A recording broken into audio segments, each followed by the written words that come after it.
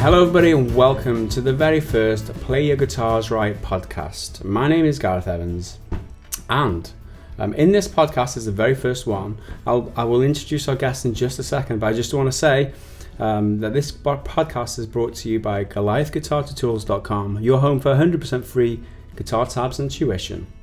And if you want to download the full podcast, you can get it on iTunes, I think SoundCloud too. And let's get into it. We've got a very special guest with us here today. This is Laura-Leigh. Welcome to the very first podcast. Thanks for having me. It's a very large honour to have you here, and we're very privileged to have you here. All right. I'm really happy to be here. Thank you for having me. Honestly, we really appreciate you coming in and being a part of this, which is our fledgling program. So good luck with it. Thanks. So first up, we want to tell people about you. So you're in a band called Heal the Last Stand. That's right. And I'm just going to read out a little bit of biography from your very own webpage. So here we go. Heal the Last Stand are a bold harmony band influenced by the 1960s and 70s West Coast folk Americana, echoing the deep sentiments of the Summer of Love with an ocean of harmony like Crosby, Stills & Nash meets First Aid Kit, which to me sounds fantastic. Good. I'm loving everything about that description. So talk to me about the band.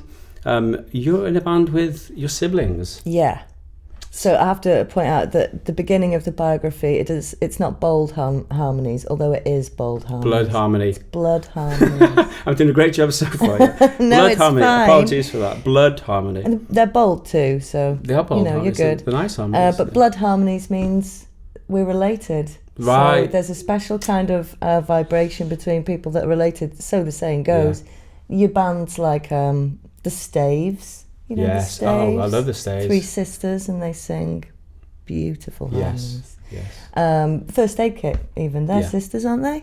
And they're an excellent duo. And so it has a kind of a connective. There's a deeper connection. There's a deeper connective I like magic that. there. I like that. So yeah, we're a blood harmony band. My older brother and my younger brother. I actually have 5 brothers, but they're not all in the band. And then we have a mutual friend, Tom, and he makes up the 4th member. Lovely. Mm-hmm. It's how do you find it in a band with siblings? Do you mean are we rowing all the time like the Gallagher brothers? Yeah, I mean there must be some times when you've got differences, I guess. Sure. I mean, we're only human, so I think that you can attribute any sort of hard times in the band to personal hard times, and not at all to do with the band. The band is lovely. We write songs about feeling better, about hope for the future, and so there really isn't a lot of negativity in a Heal the Last Stand practice. But of course, you can snap at people when you're in a bad mood, so. It happens. Yeah, there is that thing about Heal the Last Stand. From listening to your music, there is that message. There's that love, peace, harmony. There's that type of feeling you get from the music. It's like that's the message that you're trying to give out into the world, which for me is a very noble thing to do. There's so many people singing about negativity and all that sort of stuff. It doesn't win us as many fans as you'd think it would, Right. I mean, to a certain extent, people are looking for peace and love and those kind of things. But generally, people are more willing to sort of diss us for it. The kind of, oh, really? That we live on some sort of, far out planet and we're all hippies and, nonsense and it's never going to work and why are you bothering and all that ridiculous sort of thing. But it doesn't stop us really, because even in a whole room full of cynics, if you manage to uplift just one person, then you've done your job right. Yeah, then that's one person uplifted. So. No, I guess it doesn't make as much headlines as when exactly as the negative. So many people hook on the negative things. Well, these days. That's not their fault either. As humans, we have a fight or flight sort of thing in our brains, don't we? So that's why we're attracted to negative press. That's why they are able to sell us that in the media, because our brain sort of is interested in what danger we're in. And so if it sees danger, it needs to know about it. Right. That's why negative. So that's why you're instantly attracted to that sort of. Yeah, and that's it. If you see a I mean, to be honest, you might buy a newspaper that had a Peace on Earth headline. You know, I'd take a souvenir copy if that was it. But, you know, people are less likely to read about good news because there's no danger. As long as everybody's all right, you know, so... Yeah, it's a very valid point. But Joey sort of left the band that he was in at the time, Cream Tangerine, you'll remember them. Oh, yeah. And but he wanted to write sort of love songs that were less about the pain of love and more about the uplifting feeling of love, brotherly love. Yeah. You know, the love that you feel for your friend that you haven't seen for a long time, and you give them a hug like you really mean it. Right. You know, that kind of love. And so those are the songs that we set about writing. And, you know, we've been together I think we're in our 8th or 9th year. Amazing. We got together in 2007. Yeah. So talk to us about what you've released in that time. We did a full-length album in 2009. Yeah. And an EP in 2010. And then we did Mighty River, came out last year. Which is a fantastic album, by the way. Album. And we've got another EP. We're just jonesing to get into the studio to record it now. Yeah. So that should be out spring next year. Yeah. Mighty River, by the way. Do we have... This is... for those of you listening to the podcast, this isn't been illustrated that well, but we've got a copy of the CD here. Heal the Last Land, Mighty River. I can vouch for this album. It is fantastic. It is beautiful. I listened to it last night a couple of times, and I think my favourite song was The Gathering. Oh, nice. There's a nice vibe to that, and it's just the whole band aspect of it is the way that the piano and the harmonies and the music, it's a wonderful album. Thank you. So I would recommend it to people. Didn't you say you wanted to give away a couple of the albums for the... Yeah, I brought our merch box with us.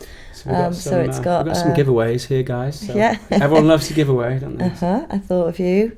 So if... Look at this here. They've been delivered to the table. So these are a little brown envelope sort of flyer that we made, and it has a business card in it and a couple of our badges, and it has the stage times from when we played at Glastonbury Festival. It has, you know, when we were on stage, so that we could give these to people at the festival and they could come and see our show if they wanted. It's pretty cute. Lovely, it is. Yeah, it did. You kind of wanted one of those, definitely. And these are our badges, which are not sort of pins or buttons like you usually get, but they're made out of what we call in the UK plasters, but they're called band-aids elsewhere. And so it makes like a little patch that you can stick on your clothes. And your guitar case? Yeah, on your guitar case, anything. It says heal. So we have a small one of those, a normal finger-sized band-aid, and then the huge size that goes on your school bag or something like that. Right, yeah, nice. Beautiful. And of course the album. Yeah. The album itself. Yeah, so this is the CD itself, and we're giving these away, guys. So what we'll do is we'll pick a couple of people from the comment section. This is for the YouTube viewers. I know this is going out as a podcast as well, but for the YouTube viewers, if you're watching this on YouTube, you can win your very own copy of Mighty River by Heal the Last Land just by leaving a comment, and we'll pick two lucky winners to ship you these awesome like collectibles, I guess. I guess so. And yeah, they're things that you could usually only get from us at a live show. Yeah, definitely. And it's got that personal touch too. That's like I do like the idea of the plaster saying heal the last stand, that connection of like spreading love in the world and healing it up, and I like that. It's really it's awesome. It's what it is. I'm glad you do. Okay, so we're gonna have you play a couple of songs for us today. Yeah. If that's all right with you. Mm-hmm. So we want you to play an original song for us, and can you tell us about the song that you've chosen to play? Sure. Yeah. It's a new one. It's going to be off our new record. I tried to pick something that I lead the vocal on because, as we've already discussed, we're a 4-part harmony band. And sometimes when I sing those songs without the other boys singing, then it's quite difficult to make it sound like that song. Yeah, you know, of course, it does feel like something's slightly missing. So I'm going to do a song called Little Light. And it sort of describes the sort of metaphorical light that we all sort of have inside us. Nice. But it refers to the sort of the less light, shiny people of the world, you know, who perhaps you don't get on with or you don't like so much.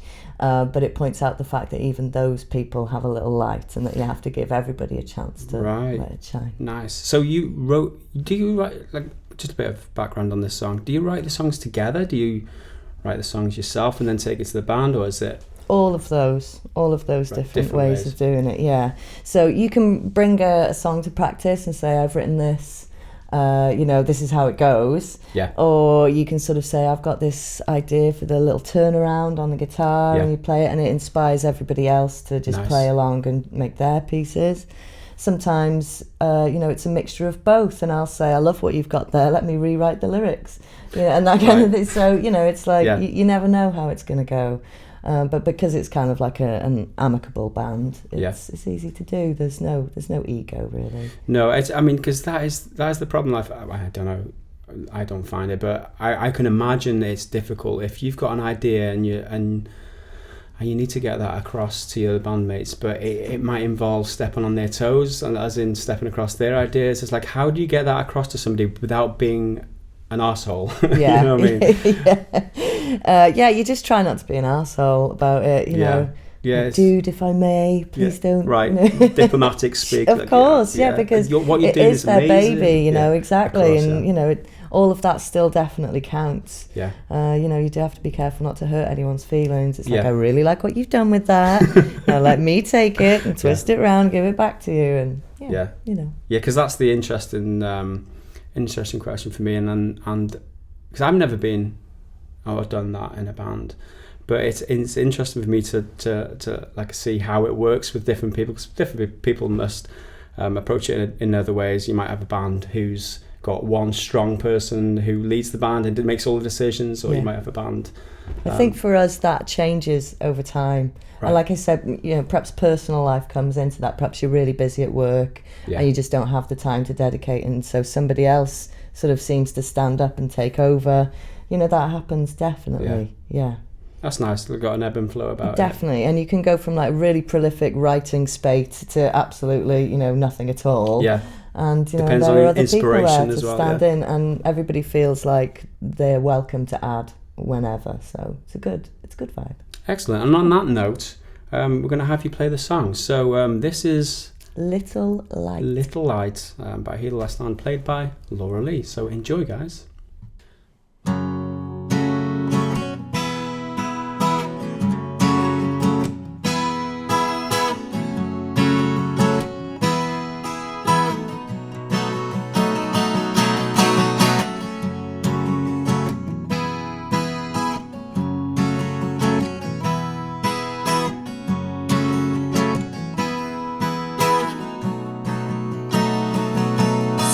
People you can't speak to, they're not listening anyway. Are we only interested in what we have to say? But if I listen closely, I can hear beyond the words.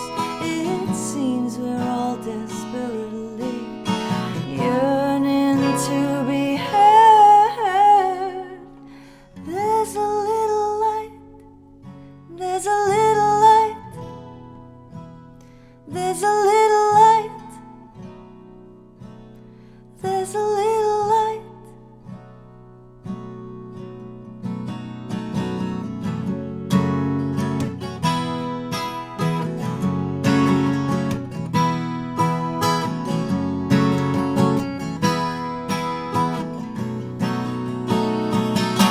I'm always looking for love in everything you say. You hope your words disguise you, they just get in the way. Reaching out to find you, I'm not sure if it's the time. I'm here to remind you that you know how to shine. There's a little light, there's a little light, there's a little light, there's a little light, There's a little light. There's a little light. There's a little light. There's a little light. There's a little light. Ooh,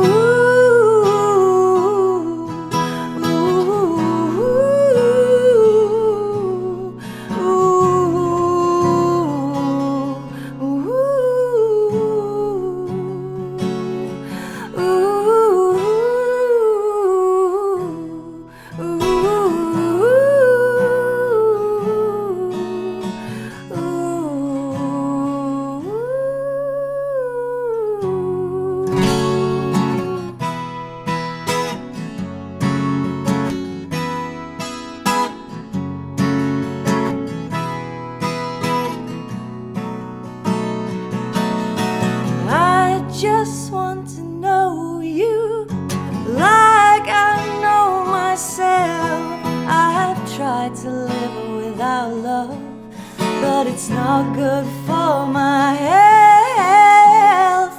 My path is mine, yours is your own.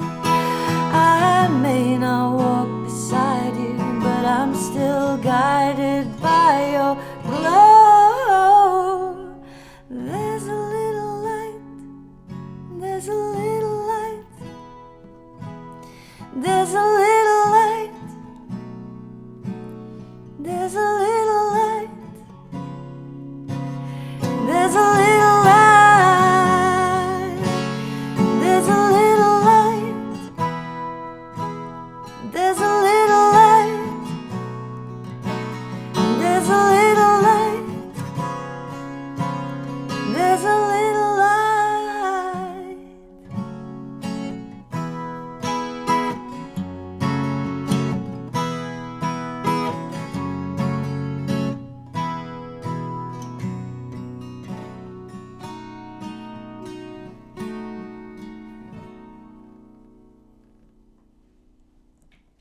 So welcome back to the Play Your Guitars Right podcast.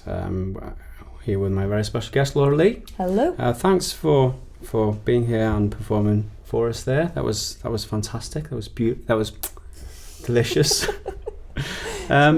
We are gonna, in a short while, we're gonna talk about your 12-string guitar, because I'm dying to talk about that, and also about guitar playing in general. This is the Play Your Guitars Right podcast after all. But we did touch before the break about the band, and I just want to pick your brain a little bit more about that before we do. Where did the inspiration come from, I guess, is like what was it that made you want to, draw a line in the sand? I want to do that with my family. I want to, let's send this message out there. It was all happenstance, really. Serendipity, if you will. Lovely words. I love that word.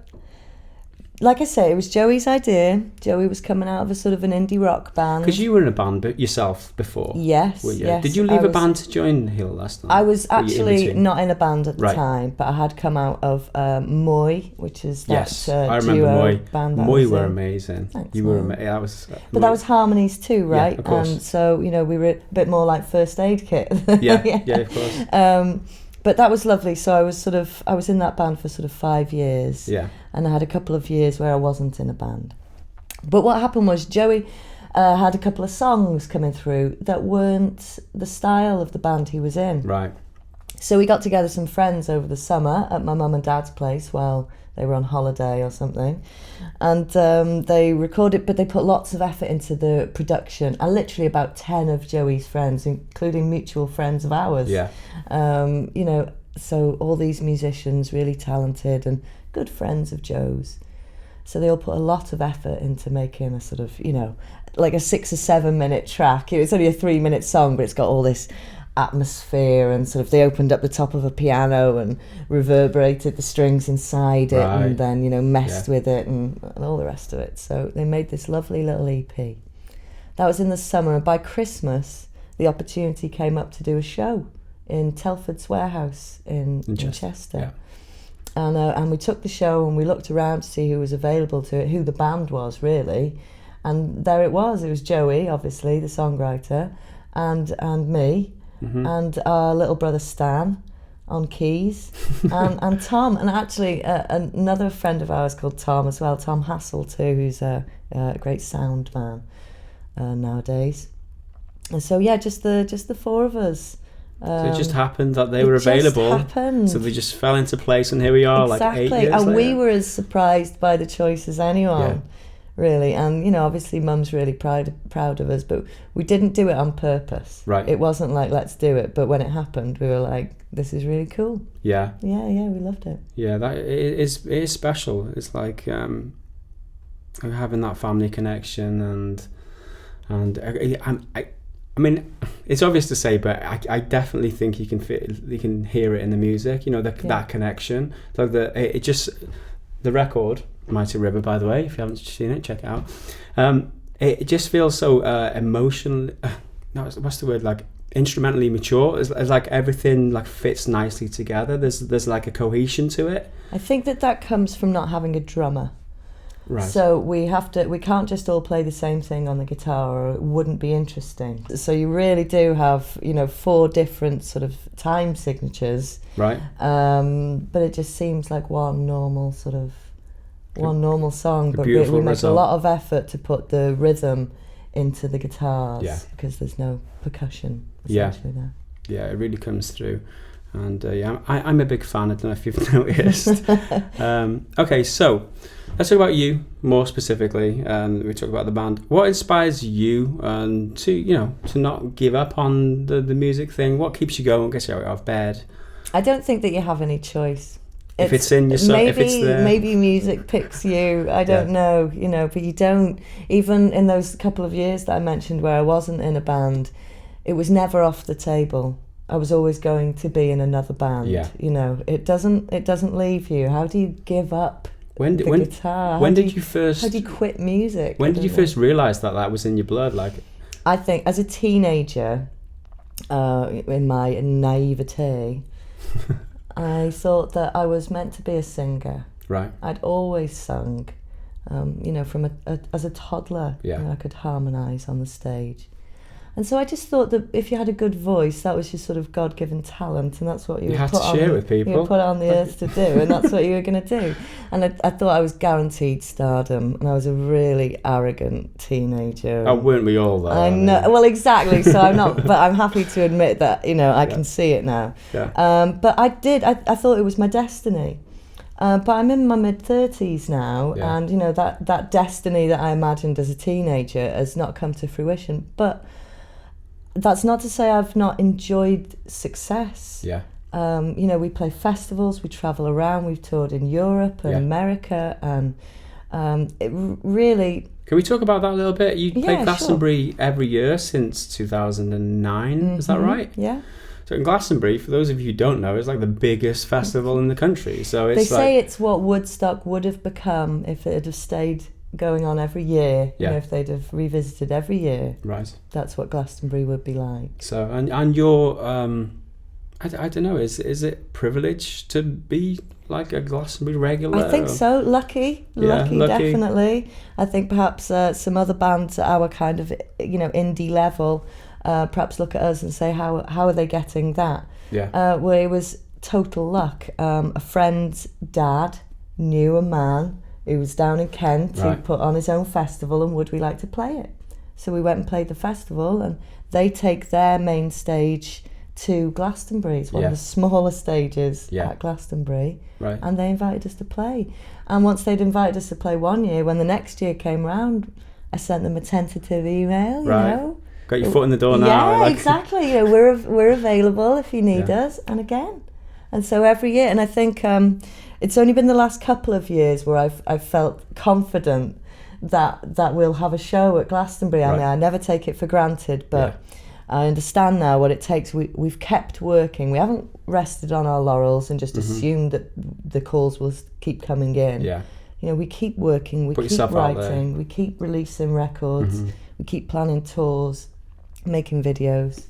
You know, so we deserve our slot. We definitely do. We've had many different times as well. We've played at 2:30 in the morning. We've played at 2:30 in the afternoon. Right. We've played the Thursday, the Sunday. The lot. The lot, Yeah. yeah. It's different every time as well. That's awesome. And you say you've played. You've been to Barcelona. I know you've been to America. Yeah. As well. We did a 6-week tour of California. Wow. I know. Talk to us about that. Okay. What happened? What was it like? Our album from 2009, which is called What Love Is. Yeah. We had somebody buy it because, of course, we were doing the mail order ourselves. And when the order came in, it was from somebody in California. Right. And we'd recently done a radio show with Mike Peters, who's in a band called The Alarm. Yes. He's a famous Welsh chap. Very local celebrity around there. Yes, exactly. And he said, you know what, guys, you'd be great in California. They love you on the West Coast. So we were like, what a great idea. And we were like, this guy from California, we've got his email as part of the contact details. So we messaged him. If we were to come to California, would you be able to help us book some shows, perhaps on the other side? And he was really enthusiastic about it. Now, this is like a 19-year-old kid who like lives with his mum, single parent family sort of chat. But he's up for it. And so, we really work our asses off to raise the money. £2,000 to just make our flights. We'll get enough money together with a couple of sort of busking shows or whatever when we're out there. But when we got there, he came to pick us up in the car and we went back to his house, and he lived in a city called Laguna Beach. There's actually a sort of a TOWIE type program called Laguna Beach. I see. It's, you know what I mean? It's set there. It's because it's kind of like where the wealthy set live. Yeah. And we arrive at his house, and it's wooden, shaped like it's called the Ark, and it's shaped like a wooden ship, an old wooden ship. and it's on the beach. It has 3 separate balcony decks. Nice. And its own steps down to the beach. Beautiful. He was like, they'd done all right, his family. You could say that. Wow, yeah. And but what was really beautiful is that we were, when he said, we can stay at the beach house, we imagined a Brighton beach hut. Do you know what I mean? Like literally, we're British. We didn't know what to expect. No idea what to expect. And so because we didn't know what to expect, we had no expectations, and every day of that tour was like magic. Yeah. It was just like, what now? Yeah. Whatever next. How many performances was there? Well, we had to do what's called a holiday tour, right? Which is a bit under the cosh because it's really difficult to get working visas, even if you're playing at a big festival like South by Southwest. It's very difficult. America don't make it easy for you at all. So we played sort of coffee shops and stuff like that. I would say we did about 10 shows, but we played every day. Right. On the buses, on the trains, on the street. We go down the beach because we had nothing better to do. We didn't have a real life there. Did you take any cameras with you? Is there any footage on YouTube? We met some filmmakers there, and near the end of the tour, we did what they called a 10-hour shoot, 1-hour lunch. It was really cool. Wow. We spent the whole day recording loads of songs. So there are some videos online. Is that like YouTube Heal the Last Stand? Is that the name of the channel? If people want to check it out. Heal the Last Stand Music, Heal the Last Stand Music is the YouTube channel. And there's some, it's obvious which ones are the California ones. So they're the ones with a lot of sunshine. I'll be checking those out for sure. And so, okay, let's go back to you. I think we've kind of diverged from what I'm talking about. Sorry, I could talk about that all day. No, it's me. I'm asking you, like, oh, wow, tell me about your amazing experiences. So, what would you say is your best gig memory? Like, number one best gig. I know it's a bit cliche question, but what's the best gig you've ever played? Actually, what gig did we just play? Because I think that was the best gig we ever played. So we just played at Erddig Hall Apple Festival. It's that time of year. It's time to start making your cider. And it was a 2-day affair. And on the Saturday, I went down and played solo, and it was raining. And there was about 10 people there.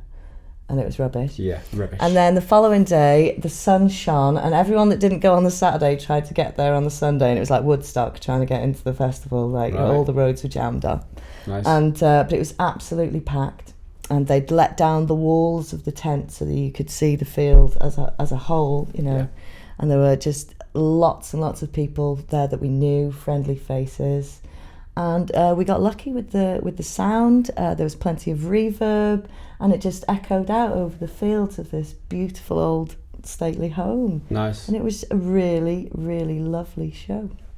Nice. That sounds fantastic. Sometimes it's like you don't know what's going to make it enjoyable. Sometimes it's a really prestigious show and it should be the best show ever, but actually you're the most nervous at those. Yeah. And, you know, perhaps you've not been taken care of as well as, you know, the bigger stars or something. So, I don't know, it's very strange. You never know. It's a strange recipe that makes a good gig. Yeah, numerous varying factors Definitely. coming together. The and stars a aligning. good sound check isn't one of them. If you have a good sound check, we get really worried. Right. Because you never judge a gig by its sound check, that's what we say. Well, that'll be a lesson to you. Because that's it, you have this confidence, you're like, that was a great sound check. You go away, you know, and you come back to the show and none of it's there. It's not like, the same, what was the point? What was the point in that sound check?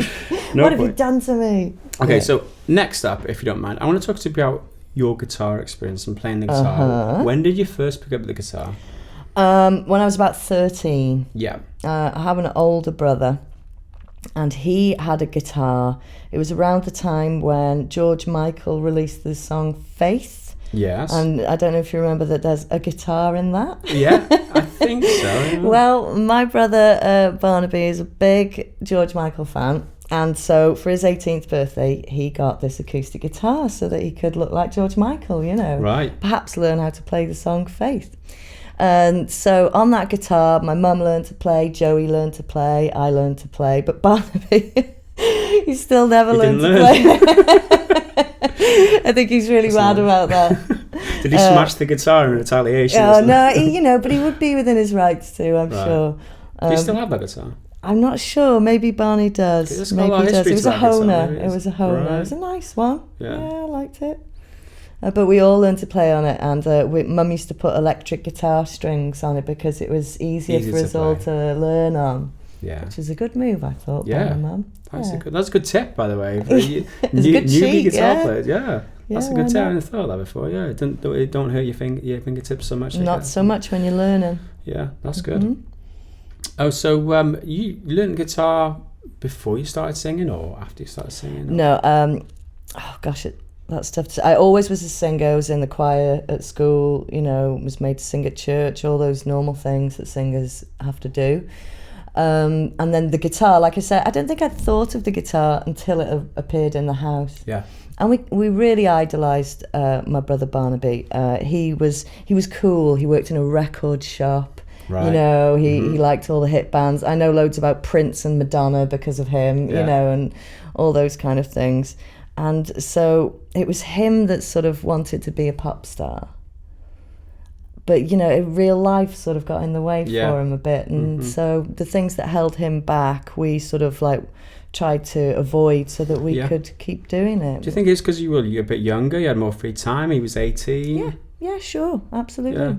Yeah. So, like, I mean, I wouldn't say that 18 is too old to learn to play the guitar, but you need in that time to set yourself aside. I think you've nailed that there. I think that's a really fair way of saying it. There are just other things when you're older, and when you're a kid, you really get a steely determination for things, don't you? As well, and like a total disregard for things as well. But like, you know, if you get into something, that's it, isn't it? That's true. So, what was the hardest part for you to learn guitar? Did you have a teacher? Was it like who taught you? And did you pick things up yourself? Did you go out and... I had a couple of really valuable lessons that my mum paid for me. Okay. I think that she was concerned that I was going to teach myself bad habits by just teaching myself at home by following the little pictures in the songbooks. Yes. So this teacher taught me bar chords, which I think was a really valuable lesson to learn, you know, primary and secondary. And then once I had that, I really felt that I could run with it then. Open the door for you. Because when you're first playing open chords, those first, like playing your B's and stuff, it's difficult, isn't it? Yeah. You know, that first bar that you have to do. And still now I double bar with two fingers, you know, it's still extra tough. Strength, yeah, exactly. So I did have a couple of lessons, but mostly we taught ourselves. My mum was a high school music teacher, we had a nice piano in the house and lots of music. Yeah. And of course, if we wanted to do anything with music, my mum was always happy to support us for That's that. good. Yeah. That's good. It is nice to have that influence in your life where, you know, someone genuine to do your passions, because not everyone has that. So, you know, it's bittersweet for her always. I think she's really proud of us for sticking out with the music, but I suppose she wishes she'd encourage us all to be lawyers as well, or whatever. You know what I mean? Because we're not wealthy, any of us, but we smile a lot. There's more to life. Exactly, you're wealthy in different ways. There's more to life than just like money. Yeah. But her parents never happy with that. I'm rich in other ways, Mum. Yes. I've got a full heart. You can't pay your rent with that, darling. Yeah, good point. Okay. All right, so let's talk about your first performances and growing up as a musician, young musician. Did you grow up in Wrexham, around Wrexham? Yeah, Wrexham, born and bred. Talk about your first performances, and like, did you get nervous? Do you still get nervous? You can still get nervous. Nervousness is to do with how important the show is to you, yes. I think. And I think if there's somebody in the crowd you haven't seen for a while, or you really respect them and you really want to make a good impression, exactly. Yeah. It's all kinds of things. You just never know what's going to cause it. Yeah. I used to get wobbly kneecap. You ever experienced wobbly kneecap? I can wholeheartedly say I've never had a wobbly kneecap. It's the worst. Tell us about what. What about sort of a dry mouth where you can't move, like the top of your mouth won't move and you can only move the bottom of your mouth? You ever get those nerves? No.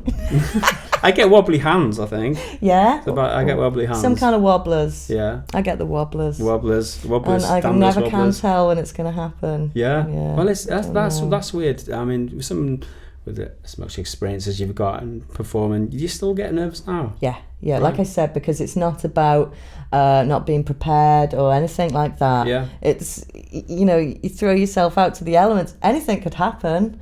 Yeah. On that stage, your throat could just explode. Don't tell them that. They'll all be nervous. They'll have the wobblers from now on. It's never happened to me so far, but it doesn't stop me worrying about it sometimes. So how do you deal with it? Like, have you got any coping methods?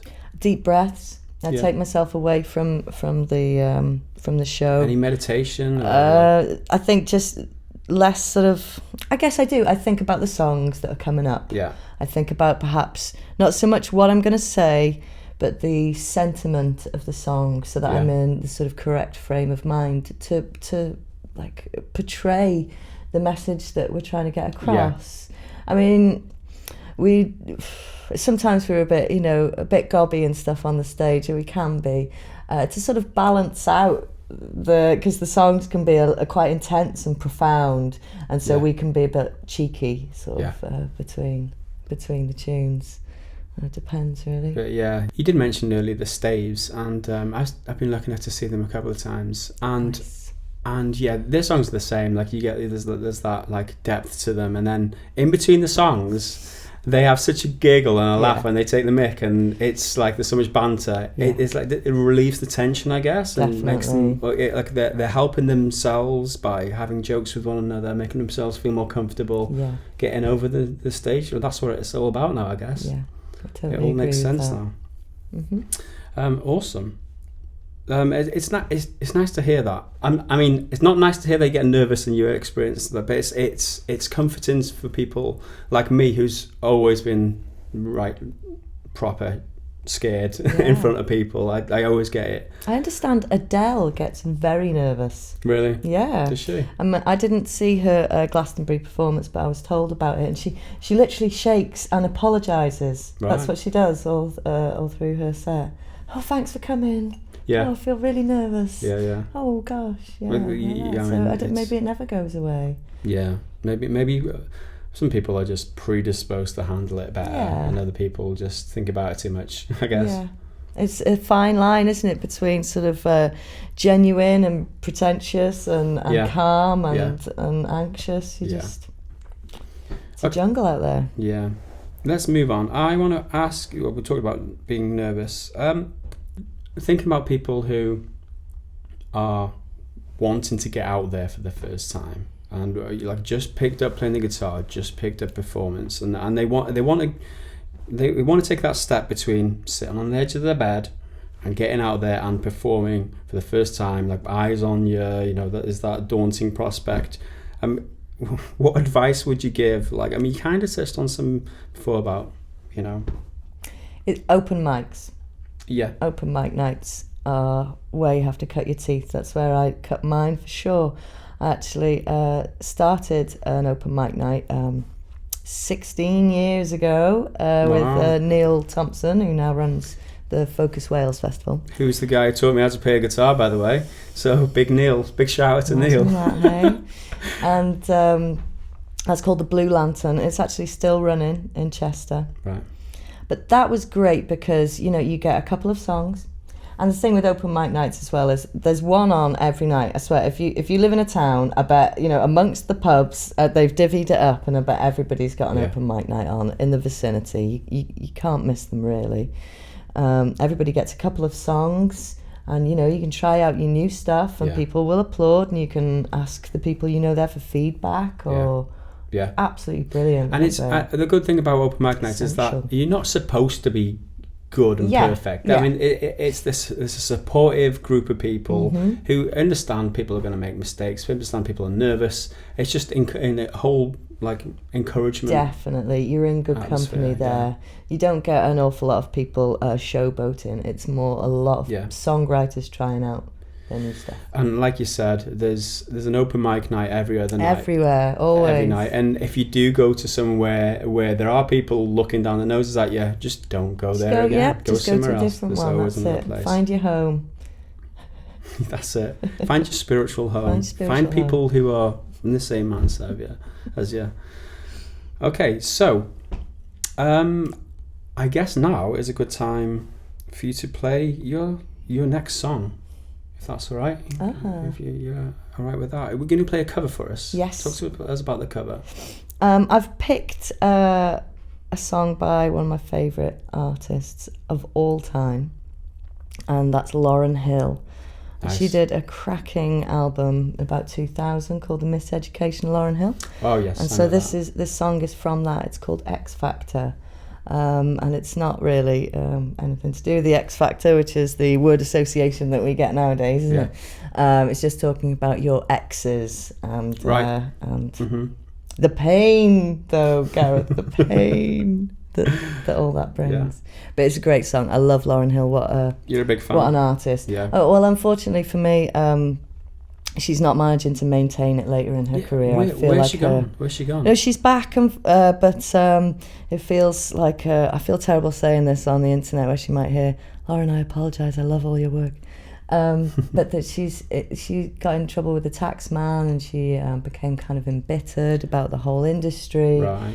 And so the stuff that she's doing now, it has, all I'm going to say is kind of less love and less exuberance than the stuff that she used to do. Not as positive a message. Yeah, exactly. Well, I guess the messages are still there, but it's a bit more aggressive. Right. And it's a little harder to like. Well, that's. But I don't want to detract from what a phenomenal star she was, and how influential she was to me. Yeah. Growing up, I mean, my big likes and loves are like Lauryn Hill, Bjork. Joni Mitchell, Nina Simone. Yeah.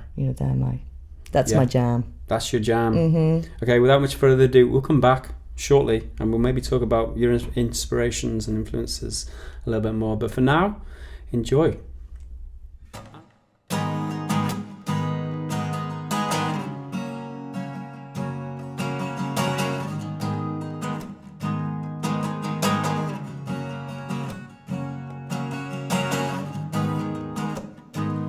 It could all be so simple,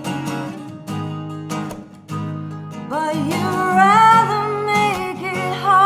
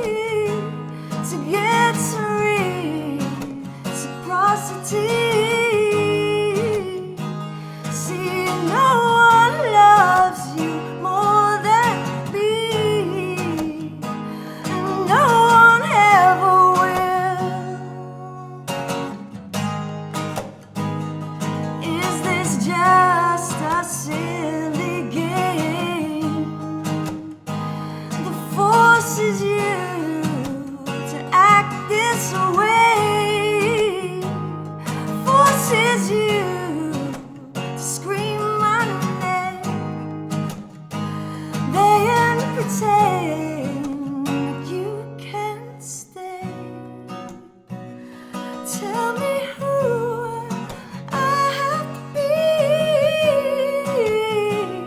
to get some reciprocity. See, no one loves you more than me, and no one ever will. No matter how I think we've grown, you'll always seem to let me know it ain't working, it ain't working. And if I try to walk away, you'll hurt yourself to make me stay. This is crazy, this is crazy. But I keep letting you back in. How can I explain myself? As crazy as this thing has been, I just can't be no one else. See, I know what we've got to do. You let go, and I'll let go too. See, no one's hurt me more than you, and no one ever will. No matter how I think we've grown, you'll always seem to let me know it ain't working. No, it ain't working. And if I try to walk away, you'll hurt yourself to make me stay. This is crazy, this is crazy. Care for me, I know you care for me, there for me, there for me. Said you'd be there for me, cry for me, cry for me. Said you die for me, give to me, give to me. Why won't you live for me, care for me, care for me? I know you care for me, there for me, there for me. Said you'd be there for me, cry for me, cry for me. Said you die for me, give to me, give to me. Why won't you live for me? Yeah. Where were you when I needed you? Yeah.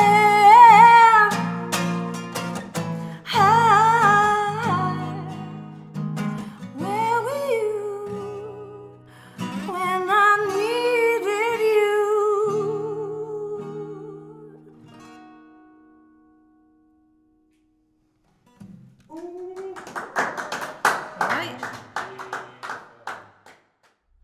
And welcome back.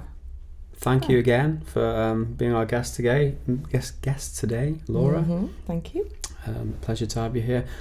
We touched on your inspirations just before we finished, but just before we left for your performance there. We're gonna come back and remind me if I forget. But I do want to talk about your guitar now. It's time to talk about your 12-string guitar. I've never owned a 12-string guitar. You obviously use it. You love it. You play it. So, why did you choose a 12-string guitar? It was an accidental purchase after a guitar disaster.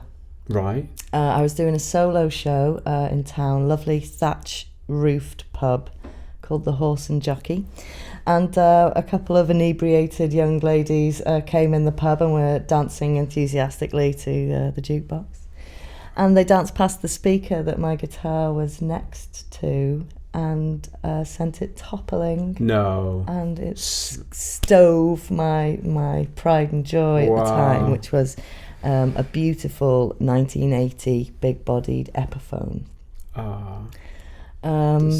Yeah, it was. I love Epiphones. Epiphones were my guitar of choice. They have a lovely thin neck, don't they? As I understand, isn't it? So your Les Paul. What was the lady called that designed the guitars with him? Do you know that? I don't know. That's a bit trivia. I don't know. But he designed the Les Pauls and she designed the Epiphones. Right. So famously, the Epiphones have much thinner necks for smaller hands, for perhaps ladies, Yeah. or just people with small hands. Yeah. And so I came from Epiphone, but then when I went to replace my guitar, I went guitar shopping, and there it was. There was a 12-string, and I thought, having initially tried 12 strings, you know, as a youth, you know, just there's one, oh wow, a 12-string, and you pick it up, and the incredible pressure that you need to apply to achieve, you know, a decent sounding chord on one of those. I always thought it was a total impossibility. And then there I was in the shop, tried this 12-string, and I just couldn't believe it, but I could play it. Yeah. And it sounded amazing. Yeah. And I just couldn't leave it there then. Right.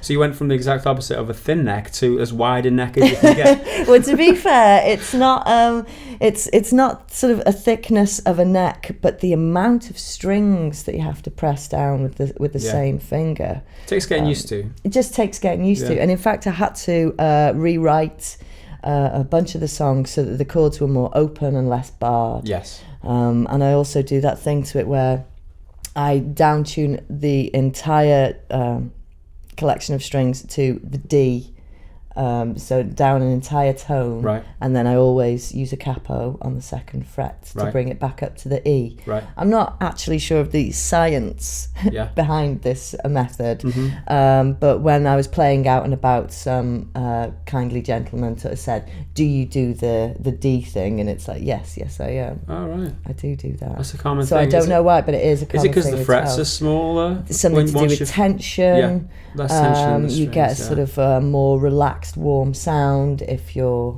they're looser. That's an interesting tip for those of you out there who do play a 12-string guitar. I'd never heard of that before, but that's interesting. So a nice little tip there. So you know, it's obviously a bugger to change strings on and to tune. Yeah, but that's kind of a bugger anyway, isn't it? Changing your strings, and to tune it. I would say that it gets used to it. You get used to it. Yeah, you get used to it. It gets used to it. It's a relationship, isn't it, with your guitar? Yeah. It has its quirks. Does it have a name? Well, it's the maker's Farida, so it's Frida the Farida. Frida the Farida, nice. I like it. Awesome. So how long have you had it now? I think it's about maybe 4 or 5 years. Yeah. Nice. And they've just flown by. Yeah. Yeah, it's not the best guitar in the world, because like literally it cost me a couple of £100. But you know, I'm sure you can get much better quality in all the departments that it comes in. But it's sturdy, and I have played it for a few years, and it's not let me down. Yeah. So, you know, in this case, it wasn't. It's got some of the most important qualities, which is good. Actually, I was in the catalogue for the company, you know, the Farida catalogue. Right. So I had to send them a picture of myself playing the Right, guitar. I see. And when you open the Farida catalogue in the 12-string section, there's a picture There's of me. you. And it says, like, you know, play a 12-string like that bird out here last time. I know. Life Amazing. made, There you go. That's it, yeah. Right, your high point of your career. Yeah, probably. Brilliant. That's nice. That's a nice touch, isn't it? Yeah. Like you're part of the guitar now as well as it's a part of you. Yeah, I guess so. Famous for it, in a way. Yeah, true. Okay, so let's talk about your inspirations. We talked about Lauryn Hill, we talked about Joni Mitchell.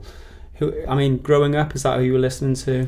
We listened to what Mum put on at home. So your mum sounds like a good mum. You think she's definitely like cool. She's a really good mum. Yeah, she's a cool lady. She loved James Taylor. Nice. And yes. the Beatles, obviously, which naturally led into a Paul McCartney thing for her. But then she was more Paul than John. Then was she? Yeah, she definitely. was a Paul. Yeah, definitely. I think my mum was a John. Then yeah, it happens, doesn't it? You Well, you're near Liverpool here, like yeah. So what were we talking about? Inspirations. Beatles. The Beatles. Yeah. Okay. So Carole King, Carly Simon, Carol Bayer Sager. Those my mum just liked music, and we picked it up, you know. And then of course my brother Barnaby, and he was a DJ, you know, so he had a vinyl collection that just spanned the entire length of his room. He had decks that had those classic speakers with the tricolour of lights on the top, you know, like green, red, blue, and a microphone. So it's like, this is for all you lovers out there. But that's like that's a bit like what life was like at home. So music from all sides, certainly popular music, really. Yeah. And we were just encouraged always to get involved. So where does the harmony inspiration come from? Because I mean, one thing that Hill Last Stand does so well is the harmonies. They just like tingle down your spine listening to them. So maybe it's joining choirs. Yeah. Maybe I wasn't always.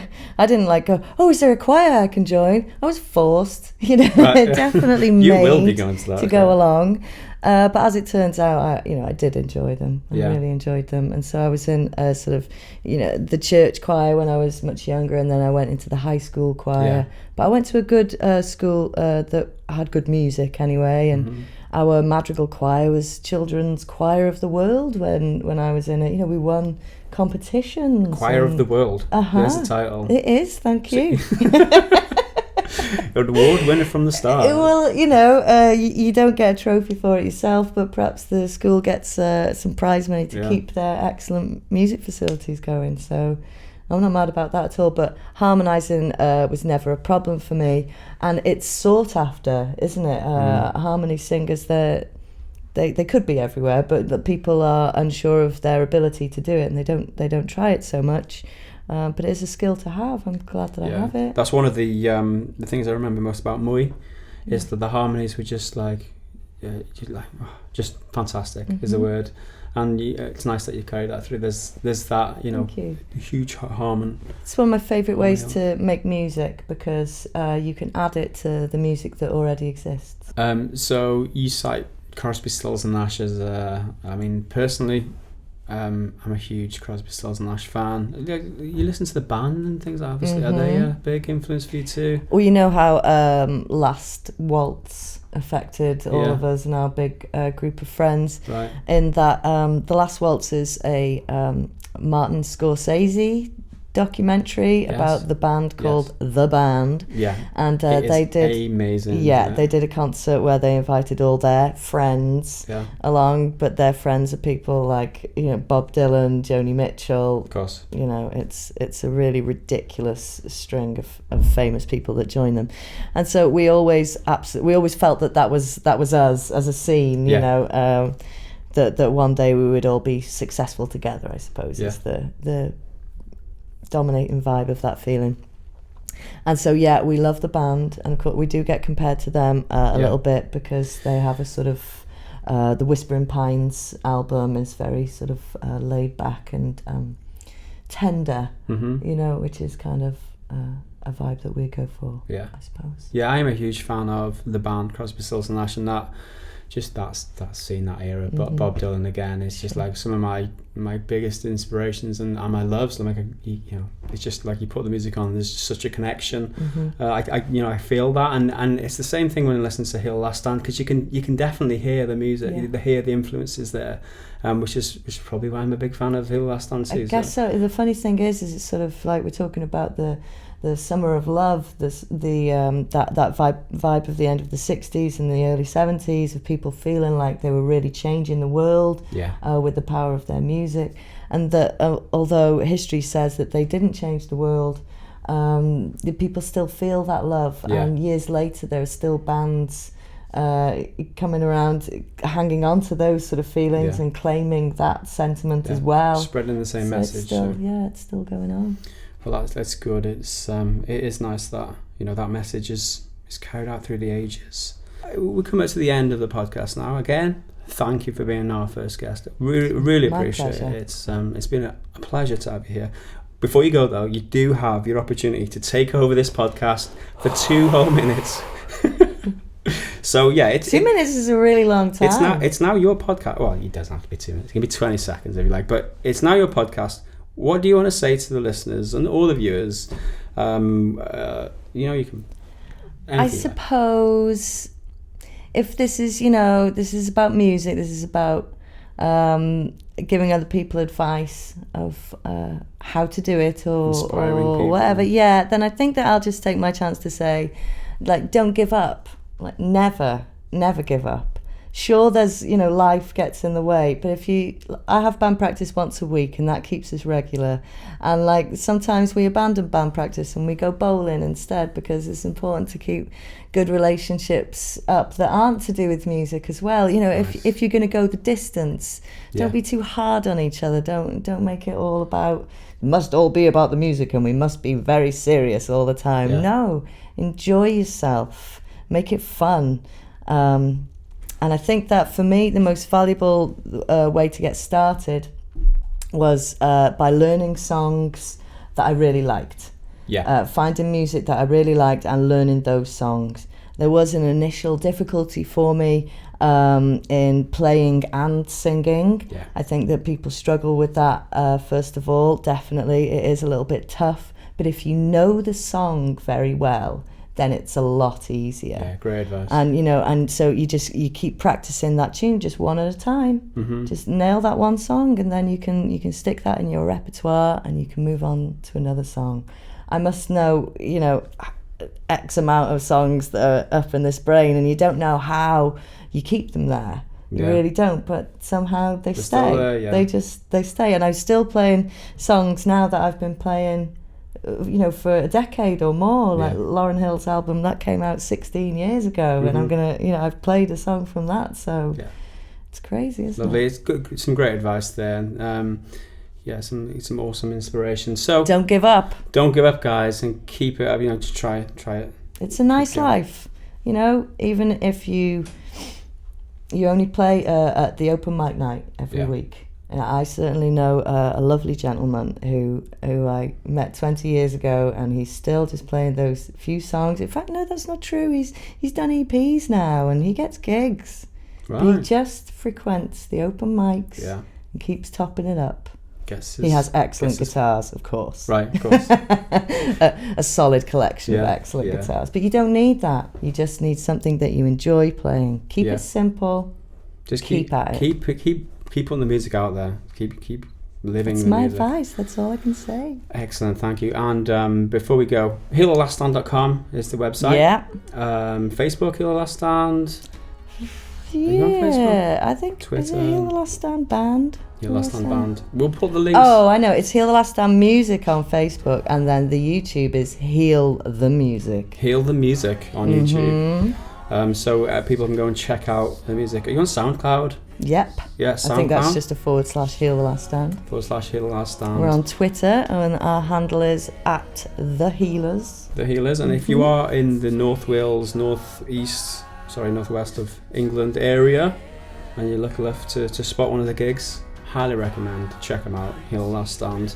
And Mighty River out now, available now. More recordings coming up. Yeah. In the There'll be pipeline. a new EP in the spring too. Thanks so much for coming in. It's been an absolute pleasure. And that's it for now, guys. Thanks for listening. Thanks for watching in. We will see you again in the very next one.